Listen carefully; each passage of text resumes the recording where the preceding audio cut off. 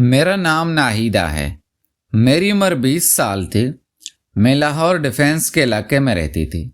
मेरा घर काफ़ी खूबसूरत था और मैं अपने अम्मी और अपने भाई बहन के साथ रहती थी। हम लोग अच्छे खासे खाते पीते थे। मेरा कद दरमियाना था और मैं इंतहाई खूबसूरत थी। लेकिन मेरे ख़ानदान में लड़कियों की जल्दी शादी करने का रवाज था। मैंने अपनी कॉलेज की पढ़ाई मुकम्मल की तो मेरी अम्मी ने मेरा रिश्ता तलाश करना शुरू कर दिया था।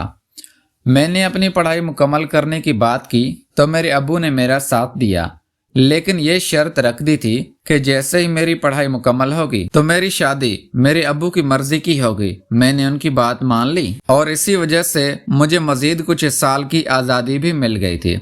मैंने भरपूर तरीके से अपनी लाइफ को एंजॉय किया था। यूनिवर्सिटी में मेरी अच्छी खासी सहेलियां भी बन गई थी। इसी तरह मेरे यूनिवर्सिटी के दिन जल्दी से गुजरने लगे थे। मेरा आखिरी साल रह गया था तो मेरे अब्बू ने अपनी शर्त याद की और उसी बिना पर मेरा रिश्ता तलाश करना शुरू हो गए। लेकिन अब मेरे पास शादी करने के अलावा और कोई दूसरा ऑप्शन मौजूद ना था।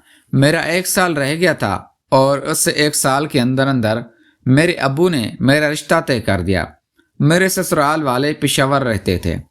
मुझे पहले तो काफ़ी बुरा लगता था क्योंकि मैं पेशावर को बहुत ही छोटा शहर मानती थी। लेकिन मुझे मालूम हुआ कि मेरे ससुर का बहुत अच्छा काम है, वो मसाज पार्लर चलाते हैं, वो बहुत मशहूर है, तो मैं भी इस रिश्ते पर राज़ी हो गई थी। इस तरह 1 साल के अंदर अंदर शादी की सारी तैयारियां हुई और मेरी पढ़ाई ख़त्म होने के बाद ही फ़ौरन मेरी शादी हो गई थी। मैं पेशावर आ गई थी। मेरा ससुराल बहुत ही अच्छा था। सब लोग मेरे साथ बहुत अच्छा रवैया रखते थे। मेरी शादी 23 साल की उम्र में हुई थी। मेरे शौहर भी मेरी हर चीज़ का ख्याल रखते थे। मुझे किसी भी किस्म की कोई कमी महसूस नहीं होने देते थे। लेकिन उन्होंने मुझे समझाया था कि पेशावर लाहौर से बहुत मुख्तलिफ है। यहाँ लोग ख़ानदान के बारे में बहुत तबसरे करते हैं और अपनी औरतों को छुपाने पर तरजीह देते हैं। मैं अपने शौहर की बात समझ गई थी, इसीलिए मैंने पर्दा करना शुरू कर दिया था। मुझे शुरू में काफ़ी मुश्किल होती थी क्योंकि ये मेरे बस की बात नहीं थी, लेकिन फिर आहिस्ता आहिस्ता मुझे भी आदत होने लगी थी।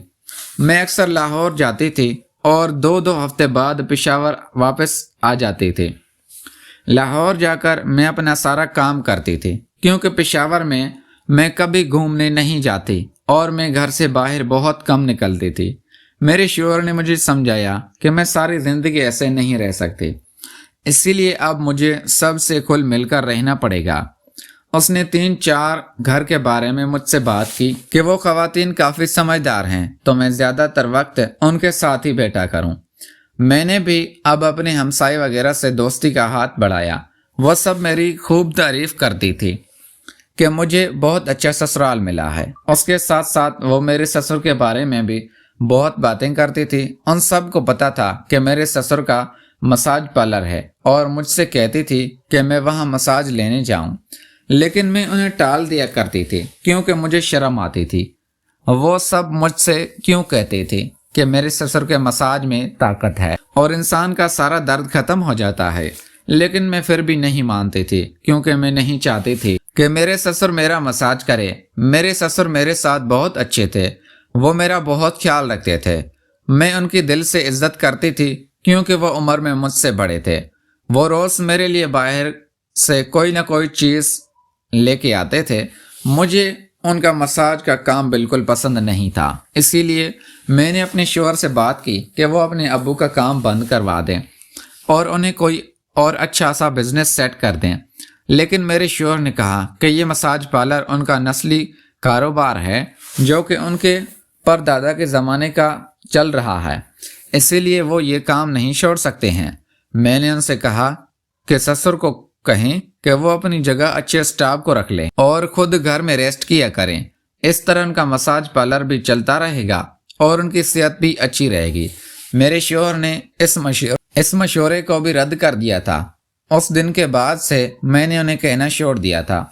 अब हमसाए की औरतें मुझे देखकर हैरान होती थी कि मैंने अपने ससुराल के पार्लर जाकर एक दफ़ा भी मसाज नहीं करवाया है। वो लोग एक दूसरे से बातें करती थी कि उनके हाथ में जादू है और दिल करता है कि उनसे मसाज करवाती रहें। मुझे उनकी बात सुनकर काफ़ी शर्म आती थी। उसके साथ तजस्सुस भी होता था, क्योंकि एक मसाज में ऐसा क्या होता है जो इतना सुकून देता है। मैंने अपने ससुर से खुद ही पूछने का फैसला किया था। एक रात मैं जब उन्हें खाना दे रही थी तो मैंने उनसे पूछ लिया कि उनका मसाज पार्लर कैसा चल रहा है। उस पर वो बहुत खुशी खुशी बताने लगे थे कि बिल्कुल सही चल रहा है। मैंने उनसे कहा कि औरतें मुझसे उनके मसाज पार्लर की बहुत तारीफ करती हैं, तो उनका रंग उड़ गया था। मुझे कुछ समझ ना लगी और वो भी चुप हो गए थे। मुझे दाल में कुछ काला लग रहा था, लेकिन मैंने इस बात का जिक्र किसी से भी नहीं किया था। अब मुझे तजस्सुस होने लगा था। मेरे शौहर ने मुझे इजाज़त नहीं दी थी कि मैं अकेले घर से बाहर जाऊं, इसलिए मैं मसाज पार्लर भी नहीं जा सकती थी। कुछ दिन ऐसे ही गुजर गए थे। एक दिन मैंने अपने शौहर से डरकर इजाज़त मांगी कि मुझे पार्लर जाना है।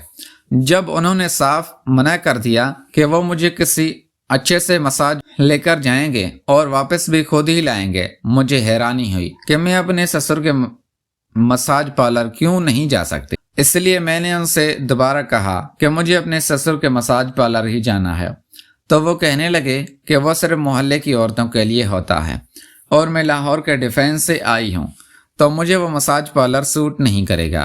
अब उनकी बात समझ गई थी और अब मैंने उन्हें समझाया कि ऐसी कोई बात नहीं है, मुझे इस माहौल की आदत हो गई है और मुझे इस पार्लर जाने में भी परेशानी नहीं होगी। तो उन्होंने मुझे इजाज़त दे दी थी और कहने लगे कि वो कल ही मुझे वहाँ छोड़ देंगे, जबकि वापस मैं खुद ही आऊँगी।